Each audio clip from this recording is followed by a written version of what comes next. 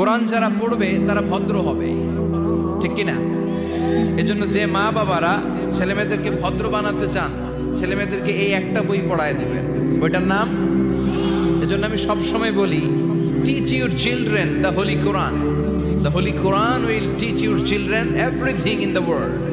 আপনি আপনার ছেলের শুধু এই কোরআনটা শিখায় দেন, এই কোরআন আপনার ছেলের গোটা বিশ্বটা শিখায় দেবে, ঠিক কিনা? কারণ কোরআন পড়লে আপনার ছেলে ভদ্র হবে, মার্জিত হবে, সুশিক্ষিত হবে। কারণ কোরআনের প্রথম কথাই হচ্ছে পড়ো। কোরআনের প্রথম কথা কি? মুসলমানদের না পড়ে উপায় আছে? কথা বলেন। আপনার যখন মন ভালো থাকবে আপনি পড়বেন, আপনার মন খারাপ তখনও পড়বেন। সুস্থ আছেন পড়েন, অসুস্থ পড়েন, দেশে আছেন পড়েন, দেশের বাইরে পড়েন, মারা যাচ্ছেন তখনও পড়বেন, পড়তে পড়তে মরবেন, ঠিক কিনা?